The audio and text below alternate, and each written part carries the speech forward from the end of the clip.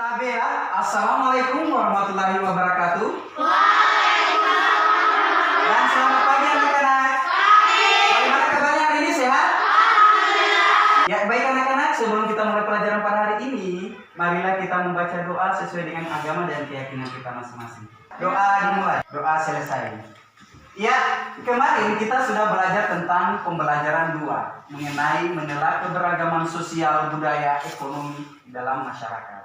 Ada yang masih ingat keberagaman apa saja yang ada di dalam masyarakat? Ya, Reza.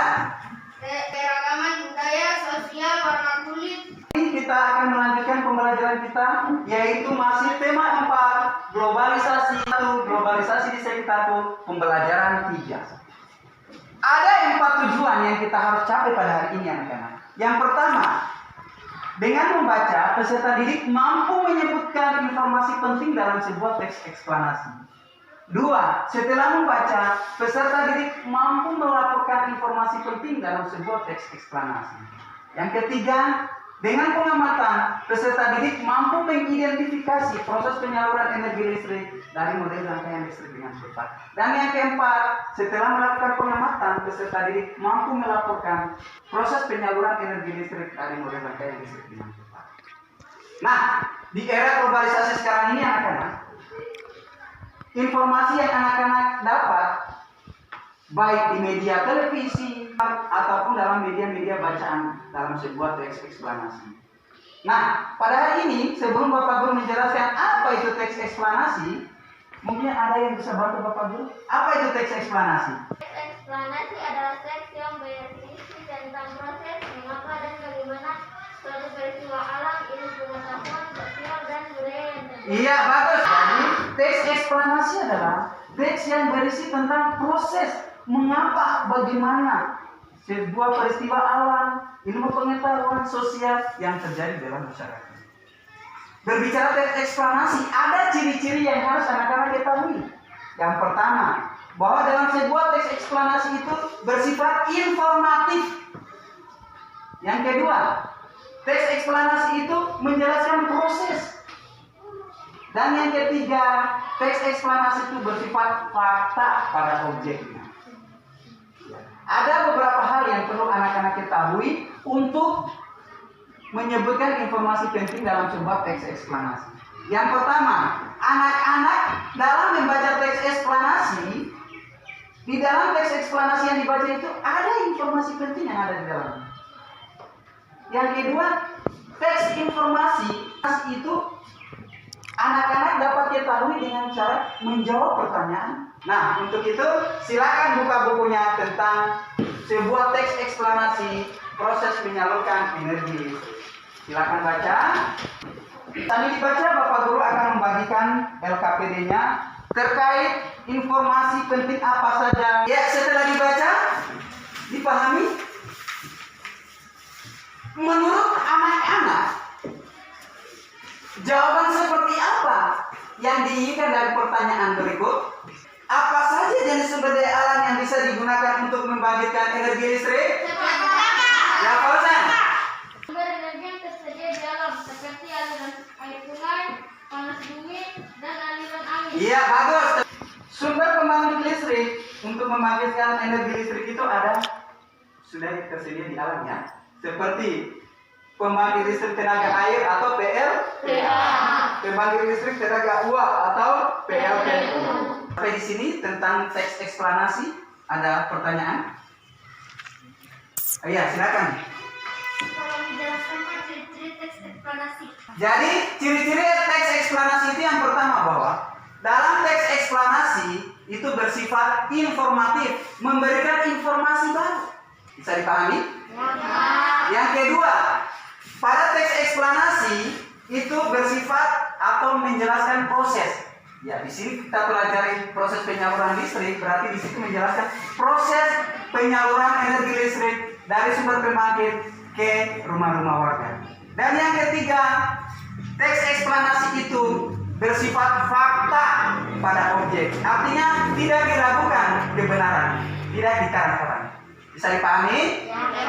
Di era globalisasi sekarang ini anak-anak, banyak informasi yang anak-anak peroleh. baik di media televisi dan media-media elektronik yang lain. Tentu tidak terlepas dari peranan listrik. Nah, sekarang Bapak Guru akan menjelaskan penemu listrik. Ada yang ingat penemu listrik siapa? Siapa? Michael Faraday. Iya, Michael Faraday. Dari kebangsaan apa itu? Inggris. Lalu ada penemu sumber pembangkit listrik dalam transmisi, ya, yaitu Nikola Tesla, berkebangsaan Yugoslavia. Ya. Sekarang Bapak Guru akan menjelaskan proses penyaluran energi listrik. Yang lebih jelasnya silakan amati temanya proses penyaluran energi listrik.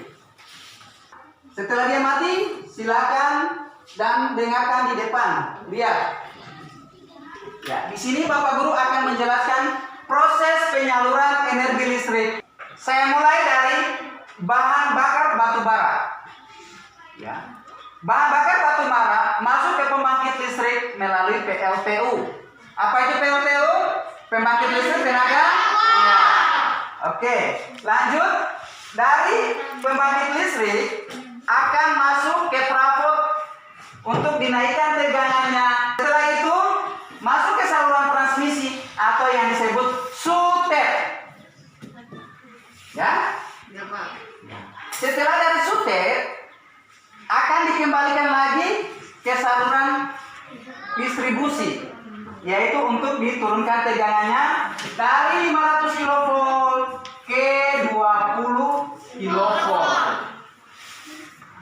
Selanjutnya akan kembali lagi ke trafo untuk diturunkan tegangannya menjadi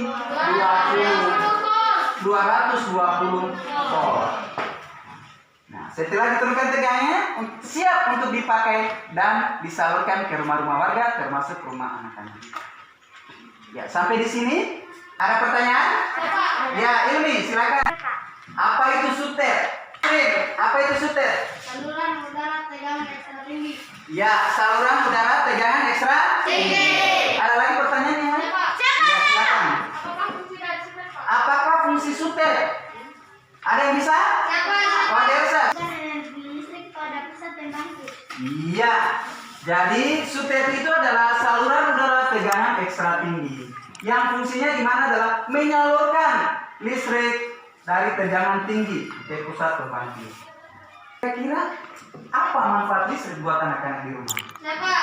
Siapa yang bisa? Indra. Untuk menyalakan Menyalakan benda-benda? benda elektronik. Iya, untuk menyalakan benda-benda elektronik. Ya, pertanyaan berikutnya dari Bapak Guru. Kira-kira apa yang anak-anak rasakan jika tidak ada listrik? Siapa? Ya, Kak Gila. Tanpa listrik kita sulit untuk mengerjakan kegiatan sehari. Iya. Saya kira pelajaran kita pada hari ini tentang teks eksplanasi dan proses penyaluran energi listrik ya cukup sampai di sini. Harapan dari Bapak Guru adalah dari setiap materi yang kita sudah pelajari, anak-anak mengulang kembali di rumah ya. Silakan Reza, laporkan informasi yang ditulis. Informasi yang saya dapat dari proses penyaluran energi listrik ialah 1. Dari bahan bakar batu bara masuk ke pembangkit listrik misalnya PLTU. 2. Masuk ke trafo untuk dinaikkan tegangannya misalnya 500 kV. Bagus. Sebagai kesimpulan materi kita pada hari ini anak-anak, bahwa yang pertama, di dalam menentukan informasi penting dalam sebuah teks eksplanasi, anak-anak harus memahami pengertian, ciri-ciri, dan hal-hal yang harus diperhatikan dalam sebuah teks eksplanasi. Yang kedua, bahwa di dalam proses penyaluran energi listrik, ada bahan-bahan pembangkit yang anak-anak harus ketahui, baik melalui PLTA, PLTU, panas bumi, dan angin. Untuk tugas di rumah, silakan kerja halaman 26 di buku temanya. Jadi, saya kira pelajaran kita pada hari ini cukup sampai di sini ya anak-anak. Ingat, belajar di rumah, jaga kesehatan. Untuk itu, sebelum kita mengakhiri pelajaran pada hari ini, marilah kita baca doa sesuai dengan agama dan keyakinan kita masing-masing. Doa dimulai. Doa selesai. Ya. Tabiah. Wassalamualaikum warahmatullahi wabarakatuh.